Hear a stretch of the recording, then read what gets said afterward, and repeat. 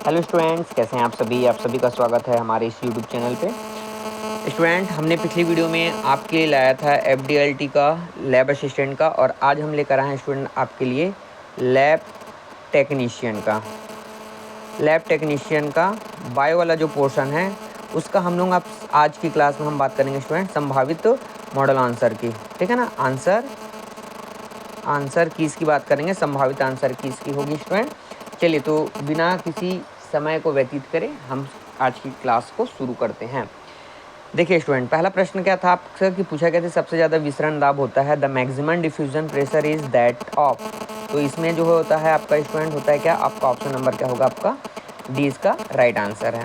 Okay, फिर पूछा जा रहा है 72 में जल के हाइड्रोजन और ऑक्सीजन अणुओं के मध्य पाया जाता है। जैसे कि आपने देखा होगा H2O होता है, तो HOH ये जो होता है किसकी सहायता से जुड़ा होता है, इसका राइट आंसर क्या है, ऑप्शन नंबर ए, सहसंयोजक बंध के द्वारा आपस में जुड़ा हुआ होता है। क्वेश्चन नंबर 73 है, क्वेश्चन बोला जा रहा है पौधों के विकास के लिए सूर्य प्रकाश की तीव्रता की आवश्यकता के आधार पर सही क्रम है। देखो भाई, सही क्रम में पूछा गया है, इसमें क्या बोला गया है, पौधों की विकास के लिए सूर्य प्रकाश मतलब देखना, इसमें हमको ये बताना है कि कौन सा प्रकाश है, कौन सा प्लांट है जिसको प्रकाश की कम ज़्यादा है, उसके आधार पर आपको अरेंज करना है। ये एक नया पैटर्न लागू हुआ है स्टूडेंट व्यापम में, तो ये याद रखिएगा। आगामी जो पेपर होगा उसमें इसी टाइप से प्रश्न आएंगे, तो उसको कृपया अच्छे से थोड़ा सा ध्यान देंगे। तो देखो, इसमें सबसे पहले क्या होगा, जो छाया वाले होते हैं, फिर वैकल्पिक छायाविद मतलब होता है कि उनको कभी छाया में कभी धूप में हो गया, फिर है फैकल्टेटिव हेलियोफाइट्स में, और फिर क्या है आपका, क्या हो जाएगा आपका हेलियोफाइट्स में। तो राइट आंसर क्या हो जाएगा student, option number A B C D. ठीक है, चलिए अब अगला प्रश्न की ओर बढ़ते हैं हम।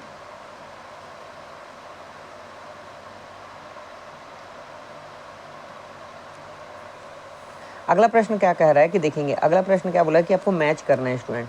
मैच क्या करना है कि इसमें बोला जा रहा है कि शॉर्ट डे प्लांट HDP, फिर कम विकसित वेस्कुलर प्लांट। देखो, वेस्कुलर प्लांट है तो कम विकसित बोला जा रहा है। वेस्कुलर प्लांट मतलब जिसमें जाइलम और क्या होते हैं, फ्लोएम प्रेजेंट होते हैं, वो वेस्कुलर, लेकिन कम विकसित है तो सीधी सी बात है कि कम विकसित है तो किस में आएगा, ये जलकुंभी में आएगा।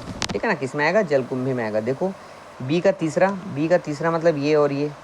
ठीक है, और इसके बाद क्या है, शॉर्ट डे प्लांट का मतलब ये होता है स्टूडेंट ऐसे प्लांट जिसके ग्रोथ के लिए उन्हें कम समय के लिए क्या होती है, लाइट की आवश्यकता होती है। तो इसमें क्या होगा, क्राइसैंथेमम होगा। तो पहले का क्या हो जाएगा, चौथा हो जाएगा। तो पहले का चौथा मतलब option number C is the right answer.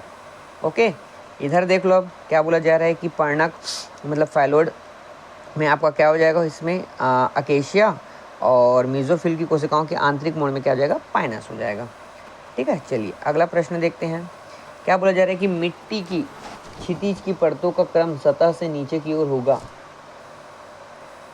मतलब the sequence of the soil horizon from the surface is. देखो, अब आप दिमाग लगाओगे तो आप दिमाग ये लगा सकते हो कि इसमें कि ये सबसे ऊपरी परत है और ये सबसे निचली परत है, लेकिन आपको ध्यान से बताना है कि आपको मिट्टी के ऊपरी परत से ऊपर की ओर आना है। क्या बोला है, क्षितिज की परतों का क्रम सतह से नीचे की ओर आना है।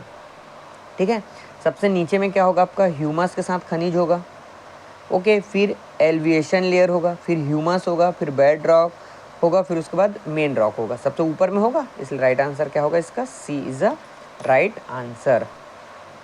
चलिए भाई, अगला प्रश्न की ओर बढ़ते हैं।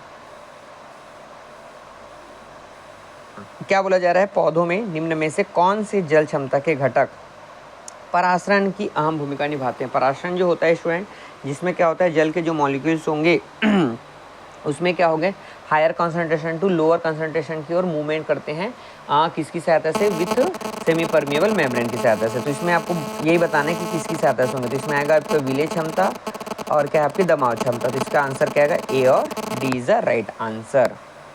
चलिए, फिर पूछा जा रहा है कि पौधों की जड़ के लिए मिट्टी में उपलब्ध जल का स्रोत है।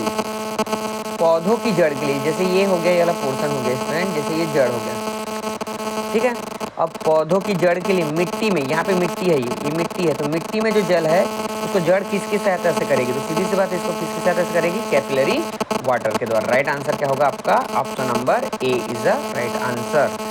चलिए भाई, अगला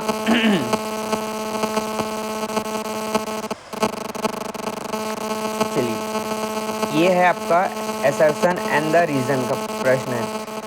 क्या बोला जा रहा है, एसर्शन क्या बोला जा रहा है कि वाष्पोत्सर्जन की प्रक्रिया में पौधों के वाहतीय हिस्सों में जल का वाष्पीकरण होता है। फिर बोला जा रहा है कि पत्तियों में वाष्पोत्सर्जन जल की सांद्रता में अंतर और विसरण के प्रतिरोध पर निर्भर करता है। देखा जाए तो स्टूडेंट ये भी सही है और ये भी सही है, और ये इसकी क्या कर रहा है, व्याख्या कर रहा है। ठीक है, ठीक है, इसलिए इसका आंसर क्या हो जाएगा, डी हो रहा है। स्टूडेंट आपको जानकर हैरानी होगी कि मैं ये वीडियो में भी इतनी रात को बना रहा हूँ। अभी रात के बजे हैं 2:15 हो रहे हैं। आप लोगों के कमेंट्स आ रहे थे, आप लोगों ने ग्रुप में मैसेज किया था कि सर हमको जो है सेकंड पार्ट बनाना है, तो मैं आपके लिए वीडियो इतनी रात को बना रहा हूँ। तो मेरी इस मेहनत को आपको कुछ नहीं करना है, सिर्फ मेरे इस मेहनत को एफर्ट के लिए सिर्फ एक लाइक का बटन जरूर प्रेस कर दिए और इसे ज़्यादा से ज़्यादा शेयर करिए, बस इतनी सी बात है। ठीक है स्टूडेंट, चलिए अगले प्रश्न की ओर हम बढ़ते हैं। क्या पूछा जा रहा है कि जल का तेजी से अवशोषण होता है, किसके द्वारा होता है, रूट हेयर रीजन के द्वारा। इसका राइट आंसर होगा।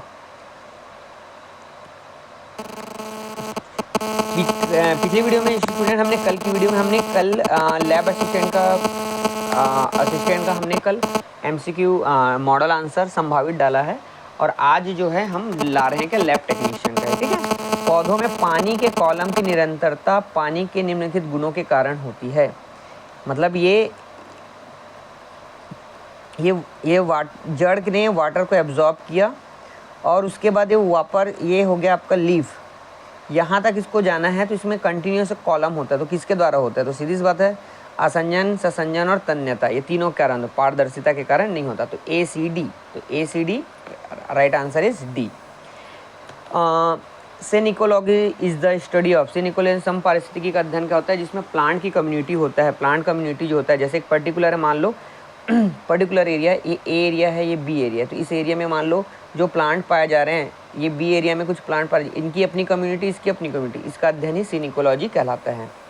ठीक है, फिर क्या बोला जा रहा है कि कौन सा कारक जनसंख्या की आकार को निर्धारित करता है। तो जनसंख्या बोला जाए, जनसंख्या में जन्म दर भी होता है, बाहर से आए हुए लोग होते हैं, इमाइग्रेशन एक अप्रवास होता है, जो लोकल वहीं पे बने रहते हैं। मतलब इसका आंसर क्या होगा, उपरोक्त सभी इसका राइट आंसर होगा।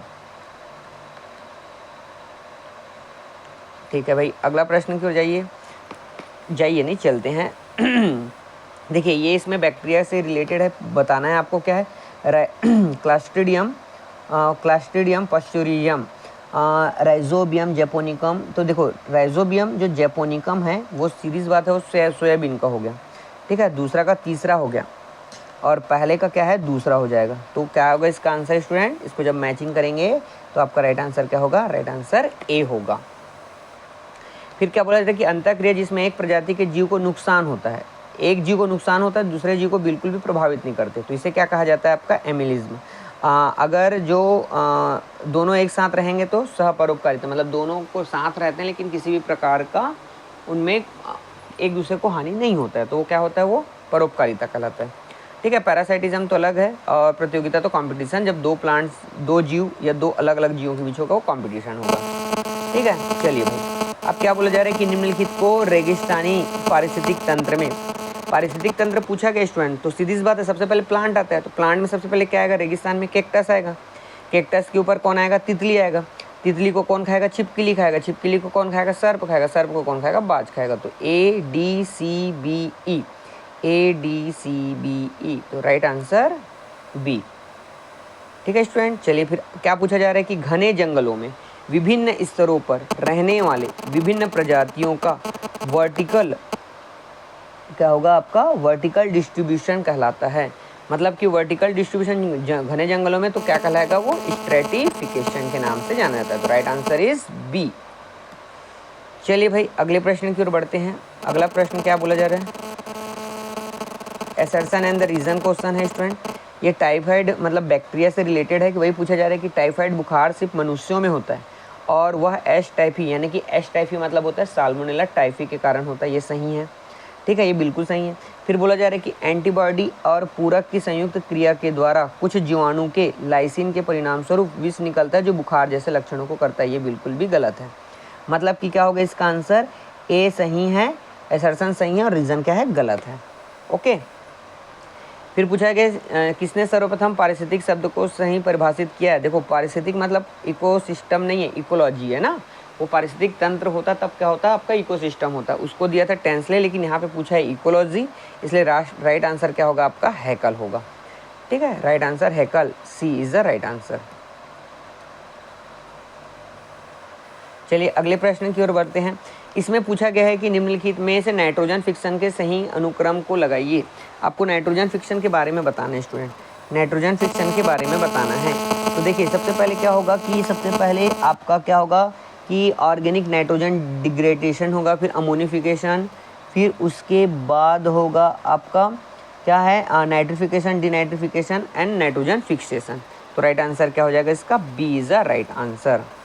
ओके, कौन सा बायोम वृक्ष रहित होता है। तो सीधी सी बात है, सबसे जो अगर इसको इस तरह से अगर हम अरेंज करते जाते हैं, सब ट्रॉपिकल, ट्रॉपिकल, ड्राई, मॉइस्ट, ऊपर वाला भाग होता है टुंड्रा। तो टुंड्रा वाला भाग मतलब बर्फीला इलाका, तो वहाँ पे क्या होता है वृक्ष रहित एरिया होता है। ठीक है, फिर बोला रहा है जीन्स जिनका प्रविष्टिकरण पाराविसरण हेतु आपका एर्बिडोप्सिस थैलियाना में कराया गया था। तो इसका ए और बी में कराया गया, तो इसका आंसर क्या होगा, option number A. Option number A is a right answer. फिर क्या आ रहा है क्वेश्चन भाई, ये क्वेश्चन है क्राउन गॉल रोग, मतलब प्लांट में होने वाला रोग है स्टूडेंट, जिसे क्राउन गॉल के नाम से जानते हैं, उनके घटना के क्रम को बताना है। तो सबसे पहले आपको सीधी सी बताया कि भाई पहले पौधों में फिनोलिक कंपाउंड होगा, ठीक है ना, मॉलिक्यूल्स, मतलब वुंड का फॉर्मेशन होगा। वुंड मतलब होता है स्टूडेंट घाव। फिर घाव ओपन होने के बाद क्या होगा, सीधी सी बात है कि उसमें कुछ केमिकल निकलेगा सेकंड नंबर में, तो कीमोटैक्सिस हो जाएगा। फिर उसके बाद क्या होगा कि उसमें वीरजिन इंडक्शन प्रवेश करेगा, तो इसका राइट आंसर क्या हो जाएगा, इसलिए B is the right answer. ठीक है, 93 नंबर का प्रश्न क्या बोला जा रहा है, ट्रांसजेनिक गाय बनाने के लिए किस जीन का सर्वप्रथम प्रयोग किया जाता है। आपको ट्रांसजेनिक गाय बनाना है तो उसके लिए कौन से जीन का सर्वप्रथम किया जाता है, जिसका नाम है एल लालबा। क्या है, लालबा इज द राइट आंसर। चलिए अगला प्रश्न की ओर बढ़ते हैं, 94 नंबर का प्रश्न की ओर बढ़ते हैं स्टूडेंट। 94 नंबर का प्रश्न देखते हैं क्या कह रहा है। ये भी देखोगे आप लोग, देखोगे तो अरेंज करने वाला और मैच करने वाला क्वेश्चन आपको ज़्यादातर देखने मिला है। चलिए भाई, ये है आपका track polymerase, reverse transcriptase, alkaline phosphatase, ligase. चलो मैंने देखा लाइगेज, आप लोगों को नहीं पढ़ा होगा लाइगेज। लाइगेज मतलब जो जोड़ने के लिए होता है, तो किसको जोड़ेगा, देखो जोड़ने वाला दिख रहा है क्या, यस, डीएनए फास्फोडाइस्टर बंध को जोड़ना, तो डी का दूसरा, तो डी का दूसरा दिखा क्या, ये एक बार में समझ आ गया। इसका राइट आंसर क्या होगा, सी होगा। क्या होगा, सी होगा। ओके, फिर बोला जा रहा है कि बड़ा आकार का डीएनए अणु को पृथक करने के लिए, आपका बड़े आकार का डीएनए उसको पृथक करना, तो उसके लिए क्या होगा, उसके लिए होगा स्टूडेंट, नहीं ये वाला ऑप्शन नहीं होगा, इसका होगा पल्स फील्ड जेल इलेक्ट्रोफोरेसिस होगा। ओके, इसका right answer pulse field gel electrophoresis होगा। चलिए फिर अगला प्रश्न की ओर बढ़ते हैं। अगला प्रश्न क्या है, 96 नंबर का, सेलेक्टेबल मार्कर क्या होता है। तो सबसे पहले वो एंटीबायोटिक प्रतिरोधक जीन होता है ए, ये हरा फ्लोरोसेंट गलत है, ये भी गलत है, तो ये सही है। तो ए और एक और चौथा मतलब ऑप्शन नंबर है आपका सी इज द राइट आंसर। चलिए हिंड 13A3 का सही मान्यता क्या होगा, तो इसका राइट आंसर क्या है स्टूडेंट, इसका सही आंसर होगा क्या, D is the right answer. चलिए भाई, अगला हम लोग लास्ट पड़ाव में पढ़ चुके हैं, 98 नंबर का क्वेश्चन आ गया है। इसमें भी बोला गया है, क्या बोला गया है कि अर्जित प्रतिरक्षा इम्यून सिस्टम के रूप में बोला गया है।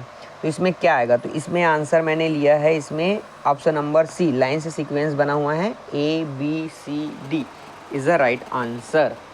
ठीक है, चलिए फिर अगला कारण है भाई एसर्शंस और रीज़न वाला है इसमें, कि भाई मक्के के दानों में रंगों की भिन्नता देखी जाती है। सीधी सी बात है, मक्कों के दानों में भिन्नता देखी जाती है। ट्रांसपोजोन जीनोम भीतर नए स्थानों में कूदकर जीन की एक्सप्रेशन को प्रभावित करता है, यस, जिसके कारण उनके दानों में क्या होता है, चेंजेस आता है। इसलिए दोनों सही हैं और एक दूसरे की व्याख्या भी करते हैं। तो राइट आंसर क्या होगा, बी क्या होगा राइट आंसर। और हम पहुँच गए स्टूडेंट आज के अंतिम पड़ाव में। आपका अंतिम प्रश्न है, आपका क्या बोला जा रहा है, एक सेंगर ने डीएनए अनुक्रमण विधि में डीएनए की लंबाई बढ़ाने के लिए उपयोग किया था। वही सेंगर विधि जो है, जिन्होंने एक्सपेरिमेंट को क्लियर करने के लिए जो दिया था उसमें बोला गया था कि कौन से मेथड को फॉलो किया था। तो इसका राइट आंसर होगा बी, DNA पॉलीमरेज एंजाइम को। तो ये था स्टूडेंट जिसमें हमने आज संभावित मॉडल आंसर आपके सामने प्रस्तुत किए हैं। मेरे द्वारा पूरी तरह से एहतियात बरता गया है कि मैं सही तरीके से आंसर दूं। फिर भी किसी भी प्रकार की अगर त्रुटि होती है तो इसको आप एडिट कर लेंगे, लेकिन मोस्टली है कि मुझे 99% चांसेस हैं इसकी सटीकता की आंसर की। ठीक है स्टूडेंट, तो ये था आज का वीडियो। हम फिर मिलेंगे अगले वीडियो में। वीडियो अच्छा लगा हो तो लाइक करिए, कमेंट करके आप बताएं स्टूडेंट कि आपको ये कैसा लगा, और इसे ज़्यादा से ज़्यादा शेयर करिए। ठीक है स्टूडेंट, तो मिलेंगे अपन अगले वीडियो में। तब तक के लिए सभी को नमस्कार।